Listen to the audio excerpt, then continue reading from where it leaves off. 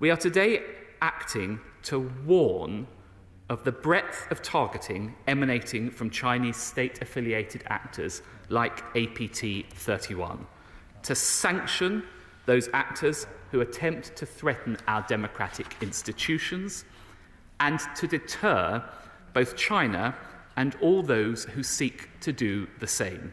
The UK does not accept that China's relationship with the United Kingdom is set on a predetermined course, but this depends on the choices that China makes. I want to update the House on our assessment of this activity, and I want to reassure the House on the steps that the government has taken to shore up our resilience and to hold those actors to account. I know that honourable and right honourable members on both sides of this chamber will recognise the seriousness of this issue, particularly in a year when so many democratic elections will be taking place around the world. Members will want to be reassured that the government is taking steps to address the associated threat. I can confirm today that Chinese state-affiliated actors were responsible for 2 malicious cyber campaigns targeting both our democratic institutions and parliamentarians. First, the compromise of the United Kingdom Electoral Commission between 2021 and 2022, which was announced last summer. And second, attempted reconnaissance activity against UK parliamentary accounts in a separate campaign in 2021. Later today, a number of our international partners, including the United States, will be issuing similar statements to expose this activity and to hold China to account for the ongoing patterns of hostile activity targeting our collective democracies. Mr. Speaker, you and Parliamentary Security have already been briefed on this activity. We want now to be as open as possible with the House and with the British public, because part of our defence is calling out this behaviour. This is the latest in a clear pattern of hostile activity originating in China, including the targeting of democratic institutions and parliamentarians in the United Kingdom and beyond. We have seen this in China's continued disregard for universal human rights and international commitments in Xinjiang, China's erasure of dissenting voices and stifling of the opposition under the new national security law in Hong Kong, and the disturbing reports of Chinese intimidation and aggressive behaviour in the South China Sea. It is why this government has investigated and called out so-called Chinese overseas police service stations and instructed the Chinese embassy to close them. However, their cumulative attempts to interfere with the United Kingdom's democracy have not succeeded.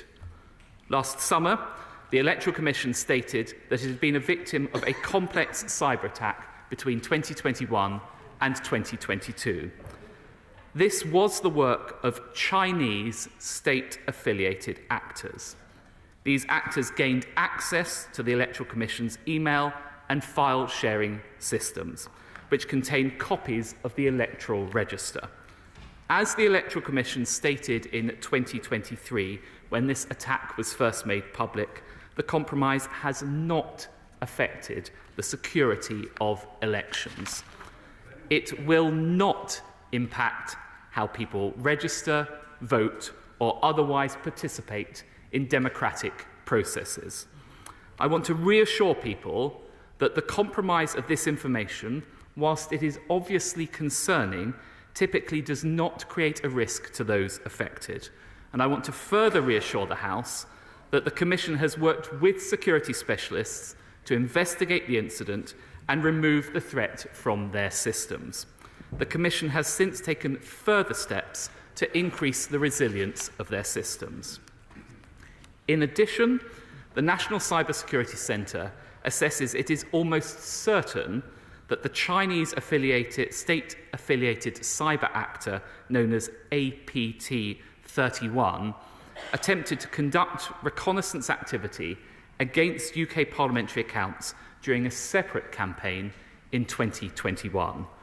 Honourable members may recall that APT-31 was one of several cyber actors attributed to the Chinese Ministry of State Security by the United Kingdom and its allies in July 2021. This email campaign by APT-31 was blocked by Parliament's cyber security measures. In this case, it was entirely unsuccessful. However, any targeting of members of this House by foreign state actors is completely unacceptable. Taken together, the United Kingdom judges that these actions demonstrate a clear and persistent pattern of behaviour that signals hostile intent from China. That is why the United Kingdom has today sanctioned 2 individuals and 1 entity associated with the Chinese state-affiliated APT-31 group for involvement in malicious cyber activity targeting officials, government entities and parliamentarians around the world. We are today acting to warn of the breadth of targeting emanating from Chinese state-affiliated actors like APT-31, to sanction those actors who attempt to threaten our democratic institutions, and to deter both China and all those who seek to do the same. Mr. Speaker, last week at the Summit for Democracy in Seoul, I said that we would call out malicious attempts to undermine our democracy wherever we find them. This is an important tool in our armoury, and today we are doing just that. The UK does not accept that China's relationship with the United Kingdom is set on a predetermined course, but this depends on the choices that China makes. That is why the Foreign Office will be summoning the Chinese ambassador to account for China's conduct in these incidents. The UK's policy towards China is anchored in our core national interests. Where it is consistent with these interests, we will engage with the Chinese government. But we will not hesitate to take swift and robust actions wherever the Chinese government threatens the United Kingdom's interests. We have done so today and previously. This government will continue to hold China and other state actors accountable for their actions. We will also take serious action to prevent this behaviour from affecting our security. The steps we have taken in recent years have made the UK a harder operating environment for foreign state actors seeking to target our values and our institutions. Through the National Security Act, we now have for the first time a specific offence of foreign interference. This new offence will allow law enforcement to disrupt state-linked efforts to undermine our institutions, rights or political system. Our National Security and Investment Act has overhauled our scrutiny of investment into the United Kingdom by giving the government powers to block, unwind or put conditions on investments that could create national security risks. We've significantly reduced China's involvement in the UK's civil nuclear sector, taking ownership of CGN's stake in Sizewell C nuclear power project and ensuring Chinese state-owned nuclear energy corporations will have no further role in the project. We have put in place measures to prevent hostile infiltration of our universities, including protecting campuses from interference through the Higher Education Freedom of Speech Act. The Procurement Act includes national security debarment provisions that allow us to act where we see malicious influence in our public procurement. I have taken steps to reduce the government's exposure to Chinese operators, banning Hikvision and TikTok from government buildings and devices. And through the National Cyber Security Strategy, we're investing £2.6 billion to increase the cyber resilience of our critical national infrastructure by 2025, making the most important parts of our digital environment a harder target for state and non-state actors. The government is continuing to build the tools, expertise and knowledge to respond to the systemic challenge that China poses to the United Kingdom's security and its values. The integrated review refresh in 2023 took steps towards this, doubling funding for a government-wide programme, including investment in Mandarin language training and deepening diplomatic expertise. But we must also be clear that this is not a problem for the government to solve alone. That is why we created the National Protective Security Authority within MI5 to help businesses and institutions play their part in protecting our security and prosperity. The NPSA will help organisations in the UK's most sensitive fields, including critical national infrastructure operators and world-leading science and tech sectors, to protect themselves against state threats. It's also why I set up the Economic Security Public-Private Forum to ensure that business leaders in crucial sectors understand the threat to the UK and what they can do to defeat it. And in Parliament, the National Cybersecurity Centre has launched an opt-in service for members of both houses. This allows the NCSC to alert high-risk individuals if they identify evidence of malicious activity on their personal devices or account, and swiftly advise them on steps to take to protect their information. Today, the NCSC has published new guidance for political organisations, including political parties and think tanks, which will help these organisations take effective action to protect their systems and their data. The NCSC is also working with all political parties to increase the uptake of their active cyber defence services in the lead-up to a general election.